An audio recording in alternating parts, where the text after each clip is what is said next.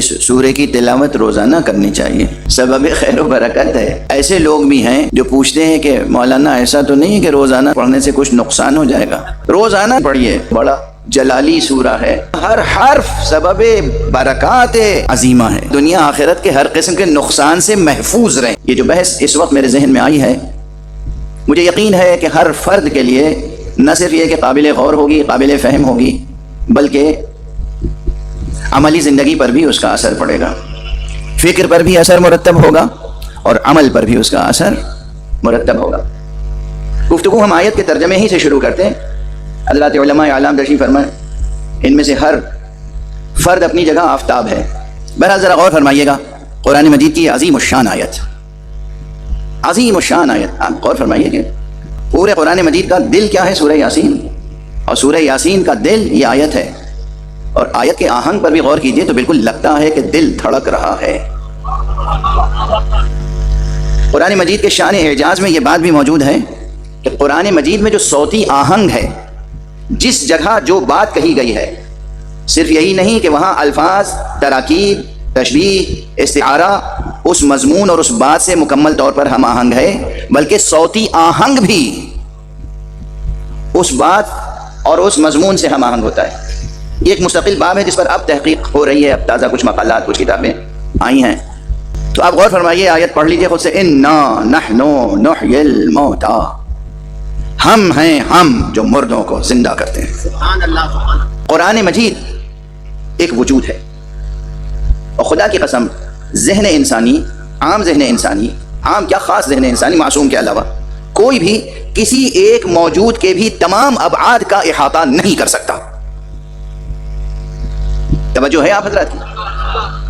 خاص طور سے اس میں کتنے دانشجو ہوں گے، طلباء ہوں گے، اسٹوڈنٹس ہوں گے، فکر رکھنے والے ہوں گے۔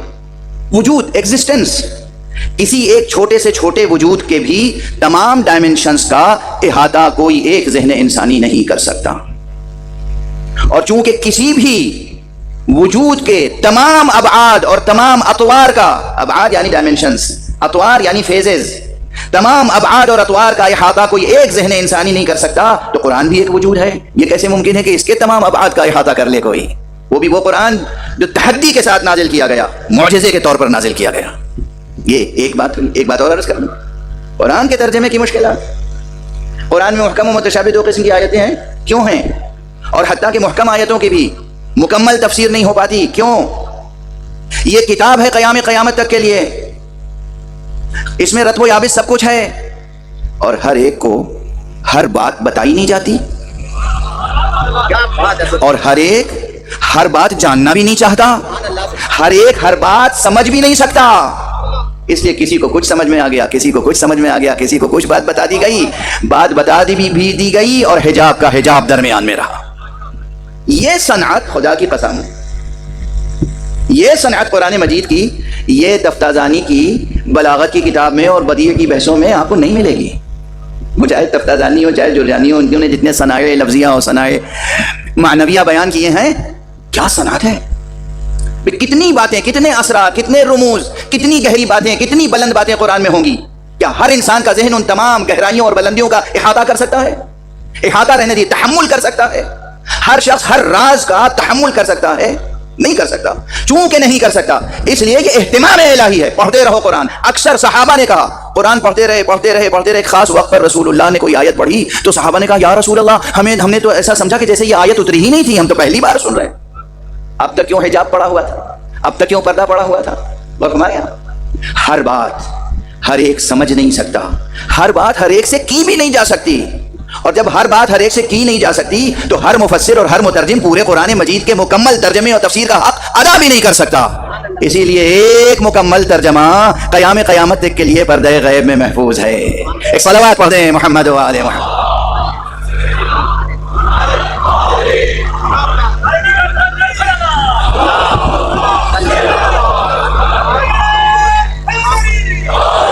یہ قرآن کی کہ مضامین کی تہداری کا تھوڑا سا بیان، کیسی گہرائی ہے قرآن میں، کیسی تہداری ہے قرآن میں، کیسی تجلیاں ہیں قرآن میں، کیسے حجابات نور ہیں قرآن میں، کہ قرآن کی تلاوت کرنے والا تلاوت کرتا ہے، سمجھتا ہے کہ سارے لفظ سامنے کے ہیں، پھر بھی بات سمجھ میں نہیں آ رہی ہے۔ ساری لفظیں سامنے کی ہیں، پھر بھی مضمون کھل نہیں رہا ہے۔ کتنے مقامات ہیں، اور بعض مقامات پہ انسان سمجھتا ہے کہ ہم نے حل کر لیا یہ مقام، پھر دوسرا مفسر اٹھتا ہے اور ایک نیا تازہ نقطہ لے کے سامنے آتا ہے۔ اب بس ایک بات کی طرف اشارہ کر دوں، یہی آیت کریمہ انا نحن نحیی الموتى، ہم ہیں ہم جو مردوں کو زندہ کرتے ہیں۔ اچھا، ہم ساری دنیا تو یہ دیکھتی ہے کہ زندہ موت کی آغوش میں سو جاتے ہیں، ہم زندہ ہیں اس وقت، پھر موت آئے گی اور ہم مر جائیں گے۔ یہ کیا معنی ہے یہاں پر کہ ہم ہیں ہم جو مردوں کو زندہ کرتے ہیں، کریں گے نہیں۔ اس لیے اس مقام کو آخرت سے نہ جوڑیے، آخرت کا بیان بہت سے مقامات پر ہے قرآن میں۔ آخرت میں جب ہم اٹھائے جائیں گے قبروں سے، اس کا بیان قرآن مجید میں اور بہت سی جگہوں پر ہے۔ یہ جو مقام ہے یہ آخرت سے مخصوص نہ کیجیے، صیغہ بھی مضارع کا ہے، انا نحن نحیی الموتى، ہم ہیں ہم جو مردوں کو زندہ کرتے ہیں۔ ذرا سا لہجہ بدل دوں، یوں بھی کہہ سکتے ہیں ہم ہیں ہم جو مرنے والوں کو جلاتے رہتے ہیں۔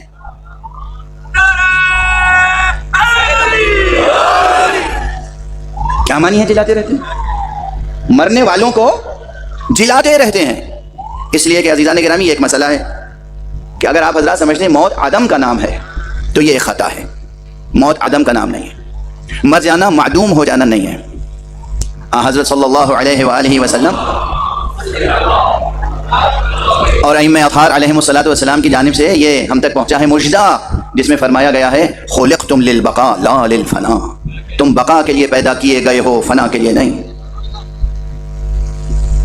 تم بقا کے لیے پیدا کیے گئے ہو، فنا کے لیے نہیں۔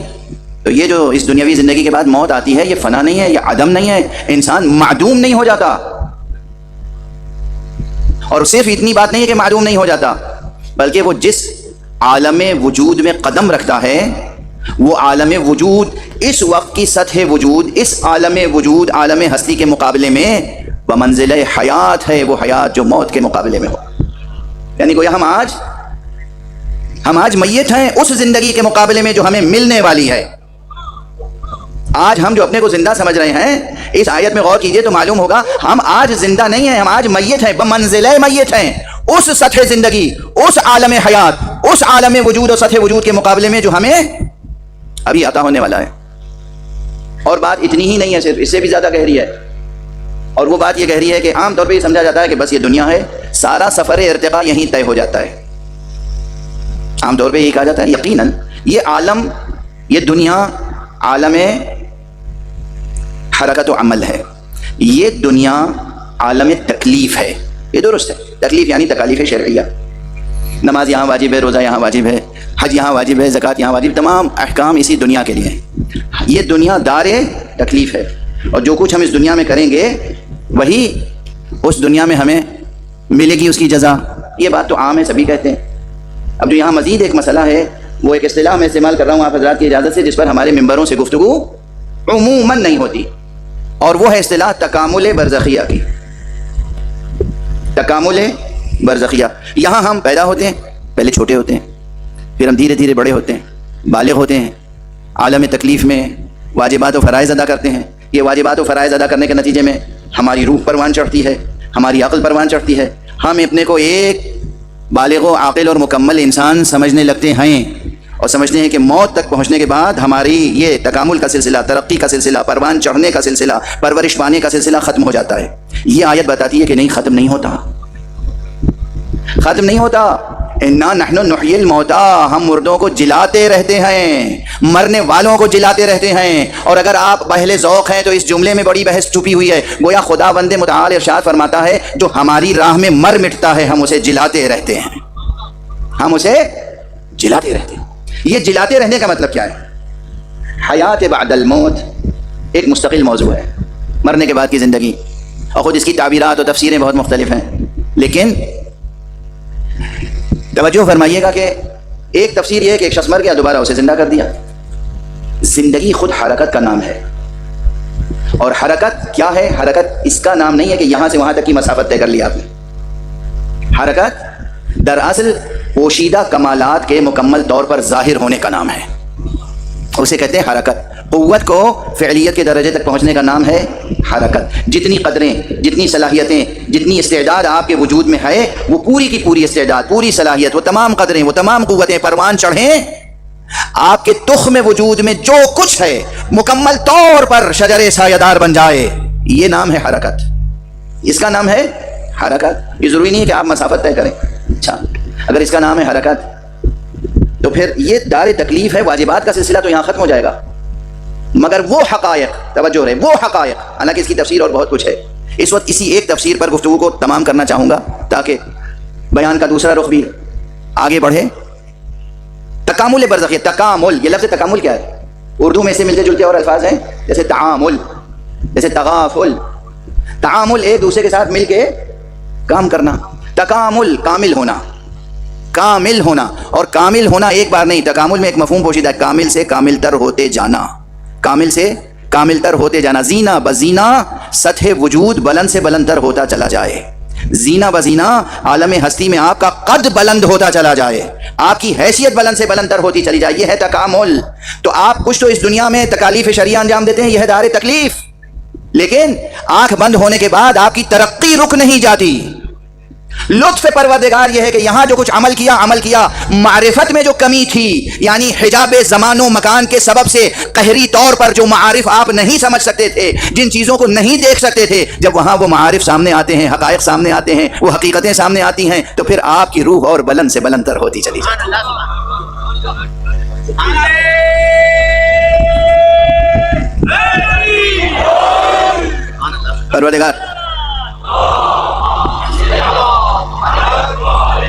پروردگار آپ کی ذہانتوں میں مزید برکت عطا فرمائے اور آپ کے صبر میں بھی برکت عطا فرمائے کہ یہ دقیق بحثیں اور کس حسن ذوق کے ساتھ آپ سماعت فرما رہے ہیں. یہاں جو کچھ علم حاصل کر سکے حاصل کر لیا. مولانا صاحب نے اصول دین سکھا دیا، مولانا صاحب نے فروع دین کے احکام بتا دیے، اصول دین پہ یقین پیدا کر لیا یا کرنے کی کوشش کر لی اور فروع دین پہ عمل کر لیا. لیکن بہت سی حقیقتیں ہیں کہ جو آنکھوں سے نظر نہیں آتی. اب مشکل یہ ہے کہ جب تک یہ آنکھ ہے وہ واقعی نہیں نظر آئے گی. جب آنکھوں سے نظر نہیں آتی تو جب تک یہ آنکھ ہے اور کھلی ہوئی ہے وہ نظر نہیں آئے گی. اس کے معنی یہ ہے کہ اس کے بعد جب ہم آنکھ بند کریں گے تبھی وہ حقیقت نظر آئے گی. اور جب نظر آئے گی تو بتائیے روح اپنے ارتقاء کا مرحلہ طے کرے گی یا نہیں کرے گی؟ تو برزخ میں یہ نہیں ہے کہ آپ کی روح کو سرد خانے میں رکھ دیا گیا ہے. روح فعال ہوتی ہے، روح فعال ہوتی ہے. اور اسی تکامل برزخیہ کے کامل تر تصور کو پیش کرتی ہیں وہ آیتیں جو کہتی ہیں کہ شہید جو ہوتا ہے اللہ کی راہ میں وہ زندہ ہوتا ہے اور اللہ کے یہاں سے رزق پاتا رہتا. رزق کی ضرورت کس کو ہوتی ہے؟ سرد خانے میں رکھی ہوئی میت کو یا زندوں کو؟ اور کن زندوں کو؟ کن زندوں کو؟ اصل اولاً تو زندگی ہی مساوی ہے حرکت کے. زندگی یعنی حرکت، حرکت یعنی زندگی. زندگی عبارت ہے حرکت سے. جو انسان بیٹھا ہوا ہو ایک جگہ، بچوں کے لیے مثال دے رہا ہوں، کچھ کام نہ کرتا ہو، اسے کتنی غذا کی ضرورت ہوگی؟ اگر وہ غذا مسلسل لیتا بھی رہے تو وہ غذا اس کے لیے مفید نہیں بلکہ مضر ہو جائے گی. جو حرکت و عمل کر رہا ہو اسے مسلسل غذا کی ضرورت ہوتی ہے. اللہ فرما رہا ہے شہداء ہمارے یہاں زندہ ہیں اور ہم سے رزق پاتے رہتے ہیں. اس کے معنی ہے کہ وہاں ان کی روح تکامل کا سفر طے کر رہی ہے، بلند سے بلند تر ہوتا جا رہا ہے سطح وجود. یہ مفہوم جو وہاں سے تقویت پاتا ہے وہ یہاں بھی ہے. انا نحن نحیی الموتى، ہم ہیں ہم جو مر جانے والوں کو، مرنے والوں کو جلاتے رہتے ہیں. اچھا بہت سے واقعات، بہت سے دلائل، بہت سے مباحث، بہت سے مسائل بیان کیے جا سکتے ہیں، مگر بس اب 2-3 فقرے عرض کر دوں کیونکہ آج صبح سے لے کے اب تک جس طرح مسلسل میں پروگرامز میں شریک ہوتا رہا ہوں، مجالس اور نشستیں، تو اب دیر تک گفتگو کرنے کی سکت نہیں ہے. میں اب مختصر گفتگو کرنا چاہتا ہوں. اتنی بات سمجھ میں آ گئی نا کہ آپ کی روح، آپ کی جناب والا، آپ کی، ہماری، ہم خاکی خاتی گناہگار عام بندوں کی روح بھی اللہ پالتا ہے، پروان چڑھاتا ہے، اسے رزق دیتا ہے. تکامل کا ایک سفر ہے جو طے ہوتا ہے، یعنی وہاں حرکت و عمل ہے، یعنی وہاں بھی ہماری روح کو کچھ اختیار دیا جاتا ہے، وہاں بھی ہمارے حسن انتخاب کی گنجائش ہے. عجیب باتیں ہیں یہ. اچھا جب ہمیں حرکت اور حسن انتخاب کی صلاحیت دی جاتی ہے وہاں ہماری روح فعال رہتی ہے. اور بعض روایتیں ہیں اور بعض حکماء نے تصریح کی ہے کہ جو شہید اس دنیا سے گزر جاتے ہیں یا جو کامل تر روح پروان چڑھا لیتے ہیں اس دنیا میں اور ان کے اہداف ہوتے ہیں اور ہدف پورا ہونے سے پہلے وفات پا جاتے ہیں، اللہ ان کی روح کو اجازت دیتا ہے، وہ وہاں ہوتی ہے لیکن اپنے شاگردوں کے ذریعے سے، اپنے بیٹوں کے ذریعے سے، اپنی بات سمجھنے والوں کے ذریعے سے وہ اپنا مشن پورا کراتے رہتے ہیں. اللہ انہیں یہ اختیار دیتا ہے، یہ تاثیر دیتا ہے، یہ شرف عطا کرتا ہے. یہ روایات کا مضمون بھی ہے اور حکیمانہ مبانی پر بھی یہ باتیں ملا صدرہ کے اسفار پڑھ لیجئے، وہاں تفصیل سے موجود ہیں. روح کو یہ صلاحیت دیتا ہے پروردگار، ایک شہید کی روح کو، ایک مومن کی روح کو، ایک عارف کی روح کو، ایک متقی کی روح کو، کہ یہاں سے چلے گئے، آپ کا کام رہ گیا ادھورا، اب آپ تصرف کریں گے اور دوسروں سے کہیں گے یہ کام پورا کرو، یہ کام پورا کرو، یہ کام پورا کرو، اور کام پورا کروائیں گے. اگر یہ تکامل برزخی ہے، جب عام ایک مومن کو، ایک متقی کو یہ صلاحیت حاصل ہے، تو جو امیر المومنین ہو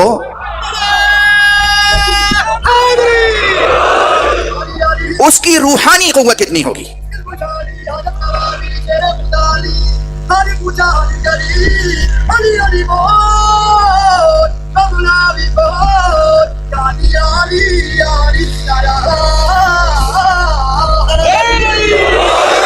توجہ ہے. ہمارے لیے تو تکامل برزخیہ کا نظریہ ہے، وہ تکامل سے بالا تر ہیں، وہ جو انسان کامل ہے.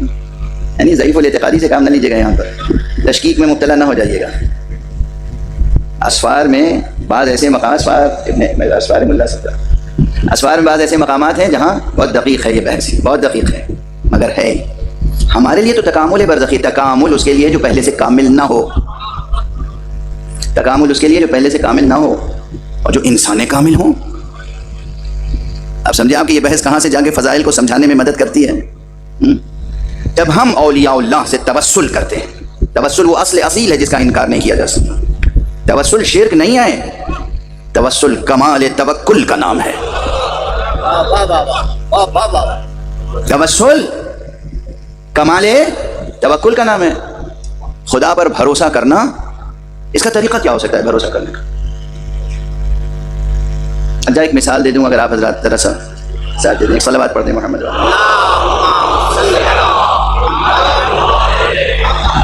فرض کیجئے کہ آپ افلاطون کی یا ارسطو کی مثالی حکومت میں زندگی بسر کر رہے ہیں.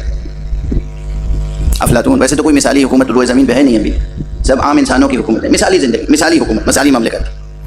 المدینۃ الفاضلہ، ابو نصر فارابی کا تصور. Ideal country, ideal society, ideal nation. اس میں کوئی نہ کوئی سربراہ ہوگا اور اس کا ایک نظام ہوگا. جتنا اچھا سربراہ ہوتا ہے اتنا ہی اچھا عوام کے دل میں یقین ہوتا ہے، نظام پر، نظام پر یقین ہوتا ہے، بھروسہ ہوتا ہے. اب کسی کے ساتھ کوئی ناانصافی ہو یا کسی کو کوئی ترقی کے لیے کوئی چیز درکار ہو، طالب علموں کا مسئلہ ہے، اسٹوڈنٹس کا مسئلہ ہے، تعلیم کا مسئلہ ہے، ہیلتھ کا مسئلہ ہے، اقتصاد کا مسئلہ ہے. اگر حکومت آئیڈیل ہے اور اگر حکمراں مثالی ہے، ہر کام حکمراں خود نہیں کرتا، وہ ایک نظام بناتا ہے اور یہ کہتا ہے کہ اگر مجھ پر بھروسہ ہے تو نظام پہ بھروسہ رکھو، مجھ پر بھروسہ ہے تو نظام پر بھروسہ رکھو. اللہ سبحانہ و تعالیٰ کی ایک مملکت ہے، ایک عظیم و شان، یہ عالم ہستی. اللہ سب کچھ کر سکتا ہے مگر اس نے ایک نظام بنایا ہے. تو اللہ پر بھروسہ کرنے کا تقاضا یہ ہے کہ اس کے بنائے ہوئے نظام پر بھروسہ کیا جائے. توسل کے معنی ہی یہ ہے کہ اللہ کے بنائے ہوئے نظام پر بھروسہ کیا جائے. توسل کے معنی شرک نہیں آئے، توسل کے معنی شرک نہیں ہے. توسل کے معنی یہ ہے کہ خدا کے بنائے ہوئے وسائل پر، اس کے بنائے ہوئے ذریعوں پر بھروسہ کیا جائے.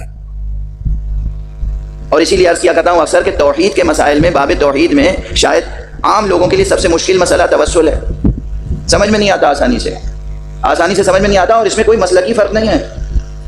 توسل کی کوئی تعبیر غلط کرتا ہے، تفسیر غلط کرتا ہے، کوئی سرے سے توسل کا قائل نہیں ہے. حالانکہ قرآن مجید کی آیت ہے، یا ایھا الذین آمنوا اتقوا اللہ وابتغوا الیہ الوسیلہ، اے ایمان لانے والو اللہ کا خوف کرو اور اس سے قریب ہونے کے لیے وسیلہ اختیار کرو. وقت ختم ہوا چلا جا رہا ہے اور ذہن میں کچھ باتیں آتی چلی جا رہی ہیں. بسم اللہ.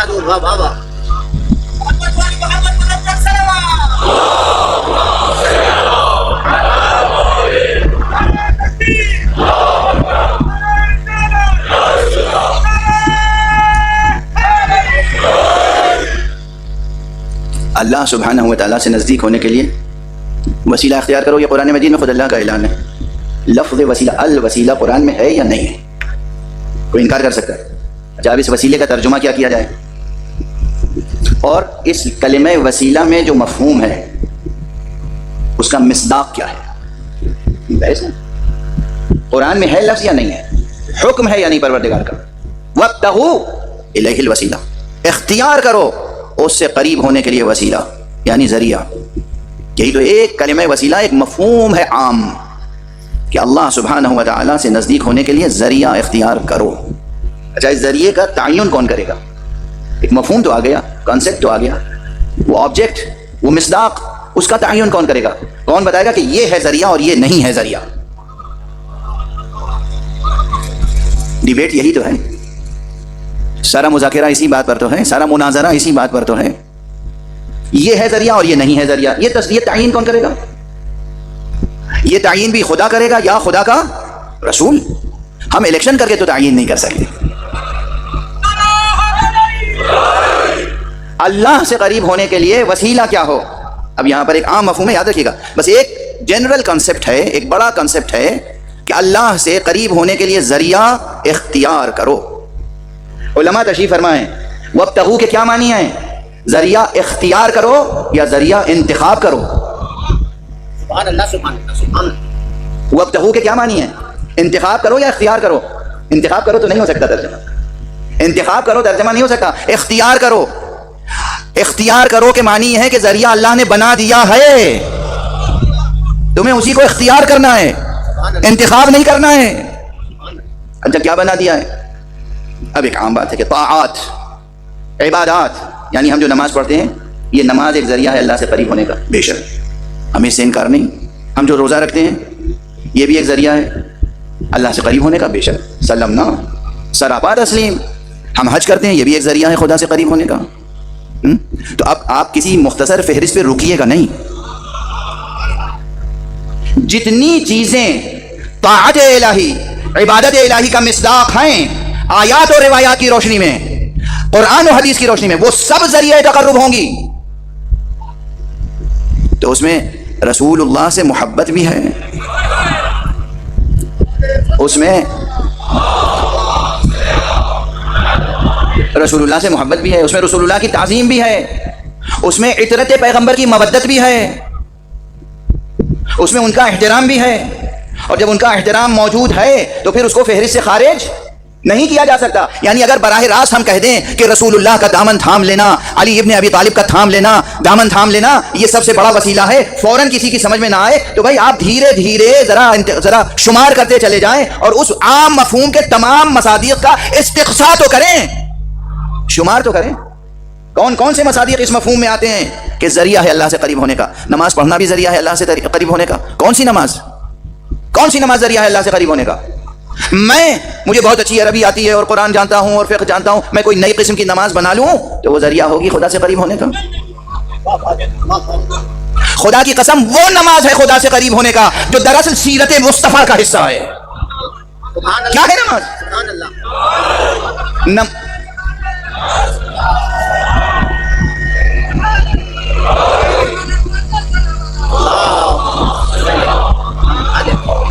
نماز ایک سیرت مصطفیٰ ہے، روزہ ایک سیرت مصطفیٰ ہے. یہ سب فرائض سنن پیغمبر ہیں. پیغمبر نے جیسے نماز پڑھی وہ نماز پڑھیں گے تو اللہ سے قریب ہوں گے. پیغمبر نے جیسے روزہ رکھا ویسے ہم روزہ رکھیں گے تو خدا سے قریب ہوں گے. پیغمبر نے جیسے حج کیا ہم ویسے حج کریں گے تو خدا سے قریب ہوں گے. یعنی یہ جزئی مسائل بھی وابستہ کرتے ہیں ہمیں مصطفیٰ سے اور مصطفیٰ قریب کرتے ہیں خدا سے. سبحان اللہ سبحان اللہ. اور اس کے علاوہ حقیقت نماز کیا ہے؟ کیا ہے حقیقت نماز؟ عمل مصطفیٰ ہے حقیقت نماز. اصلاً وابستگی ہے مصطفیٰ سے حقیقت نماز. سرکار رسالت مآب کی آواز پر آواز دینا ہے حقیقت نماز. مشہور روایت ہے، ایک شخص مسجد میں داخل ہوا اور نماز پڑھی اس نے. حضور دیکھ رہے ہیں کہ نماز پڑھ رہا ہے، حضور نے اس کا نام لے کے آواز دی. اس نے حضور کی آواز پہ آواز نہیں دی، نماز پڑھتا رہا. حضور نے پھر آواز دی، پھر اس نے آواز پہ آواز نہیں دی. خاموش ہو گئے رسول. جب اس نے نماز پڑھ لی اپنی دانست میں، اپنی دانست میں جب اس نے نماز پڑھ لی تو حضور نے اسے آواز دی، میں نے تجھے آواز دی تھی. متوجہ نہیں ہوا، ملتفت نہیں ہوا. یا رسول اللہ نماز پڑھ رہا تھا. کہا تجھے نماز سکھائی کس نے ہے؟ نماز سکھائی کس نے ہے؟ اس روایت کی روشنی میں، اور تنہا یہ ایک روایت نہیں ہے، نہ جانے اور کتنی روایتیں جن کی روشنی میں اس کا خلاصہ میں عرض کر رہا ہوں کہ نماز کی حقیقت. بہت سی کتابیں لکھی گئی ہیں اسرار صلاۃ پر، عرفاء نے، علماء نے اسرار صلاۃ پر بہت سی کتابیں لکھی. شہید ثانی کی اسرار الصلاۃ ہے، حضرت امام خمینی کی اسرار الصلاۃ ہے، جناب آیت اللہ نجف آبادی کی اسرار الصلاۃ ہے. علامہ آیت اللہ ملا صدرہ کی اسرار، کتنے عرفاء علماء کی اسرار الصلاۃ کے عنوان پہ کتابیں، وہ سب اپنی جگہ. لیکن ایک فقرہ عرض کر رہا ہوں، بہت سے احادیث اور روایات کی روشنی میں سب سے بڑا سر نماز یہ ہے کہ مومن میں یہ صلاحیت پیدا ہو جائے کہ محمد کی آواز پر لبیک کہہ سکے. صلوات پڑھ دیں محمد والے محمد. مصطفیٰ کی آواز پر لبیک کہہ سکے، یہ ہے حقیقت صلاۃ، تاکہ متصل رہے اس کا سلسلہ حق سبحانہ و تعالیٰ سے. تو یہ جتنے جزئیات ہیں دین کے فرائض جن پہ ناز کرتا ہے مومن مسلم، نماز پڑھتے ہیں اللہ کے لیے. نماز کیا ہے؟ حضور کی سیرت طیبہ کا ایک چھوٹا سا عمل. روزے پہ آپ ناز کرتے ہیں، روزہ کیا ہے؟ جناب رسالت مآب کی سیرت مبارکہ کا ایک جز. حج کیا ہے؟ حضور رسالت مآب کی سیرت طیبہ اور آپ کے عمل کا ایک حصہ. اور پھر سیرت طیبہ میں اور نہ جانے کتنی چیزیں ہیں. اس لیے اگر ہم صحیح طور پر استنباط و استدلال کریں اور استقراء اور استقصاء سے کام لیں، ایک کمپریہنسو توسل کا رکھیں، تو خدا کی قسم دامن رسالت کو تھام لینا کمال توسل ہے، اور یہی حقیقت توکل ہے. خدا پہ بھروسہ کریں تو کہاں جائیں سوائے مصطفیٰ کے. خدا کے اوپر بھروسہ کریں تو کہاں جائیں سوائے علی مرتضیٰ کے. خدا پر بھروسہ کریں تو کہاں جائیں سوائے در سیدہ کے. خدا پہ توکل کریں تو جائیں کہاں، کس سہارے کو پکڑیں. یہ جو سلسلہ زرعی ہے ارباب عصمت کا، یہ سلسلہ زرعی. بس گفتگو تمام. یوں تو روز پڑھنی چاہیے سورہ یاسین، اس سورہ کی تلاوت روزانہ کرنی چاہیے، سبب خیر و برکت ہے. بہت افسوس ہوتا ہے ہمارے توہم پرست اور ضعیف الاعتقاد معاشرے میں ایسے لوگ بھی ہیں جو پوچھتے ہیں کہ مولانا ایسا تو نہیں ہے کہ روزانہ سورہ یاسین پڑھنے سے کچھ نقصان ہو جائے گا؟ نعوذ باللہ، استغفر اللہ، نستجیر باللہ. یہ سوال کرتے ہیں کہ روزانہ پابندی سے اگر ہم، ابھی اس سفر میں بھی مجھ سے سوال ہوا ہے، اس مرتبہ بھی یہ سوال ہوا کہ مولانا کسی عامل نے بتایا تھا اور کسی شخص نے یہ بتایا تھا کہ روزانہ سورہ یاسین نہ پڑھا کرو، بڑا جلالی سورہ ہے، اس سے نقصان پہنچے گا. العیاذ باللہ. کس قسم کی توہم پرستیوں میں معاشرہ مبتلا ہے اور کس قسم کے افراد معاشرے کو گائیڈ کر رہے ہیں. یہ قرآن ہے، قرآن کا ہر حرف سبب برکات عظیمہ ہے. قرآن مجید کا ہر آیت برکات لے کر آتی ہے. قرآن مجید کا ہر سورہ سبب نزول برکات و فیوزات ہے. روزانہ سورہ یاسین پڑھیے، نہ صرف یہ کہ کوئی نقصان نہیں ہوگا بلکہ آپ دنیا آخرت کے ہر قسم کے نقصان سے محفوظ رہیں گے. اسے نوٹ کر لیجئے، بولیے گا نہیں، ممبر سے کہہ رہا ہوں، اتنے علماء کی موجودگی میں، احادیث ہیں، روایات ہیں. روزانہ سورہ یاسین پڑھیے.